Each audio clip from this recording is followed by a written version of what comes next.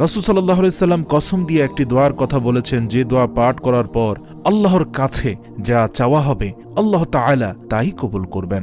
এ সম্পর্কে হযরত আনাস ইবনে মালিক রাদিয়াল্লাহু তাআলা আনহু বলেন, আমরা রাসূল সাল্লাল্লাহু আলাইহি ওয়াসাল্লামের পাশে একদা বসা ছিলাম। এরই পাশে এক ব্যক্তি দাঁড়িয়ে নামাজ পড়ছিল। সে রুকু করল, সিজদা করল, তারপর শেষ বৈঠকে আত্তাহিয়াতু এর পরে এই দোয়াটি পড়ল। দোয়াটি হচ্ছে, আল্লাহুম্মা ইন্নী আসআলুকা বিআন্না লাকাল হামদা লা ইলাহা ইল্লা আনতা المنان بديع السماوات والأرض يا ذا الجلال والإكرام يا حي يا قيوم إني أسألك।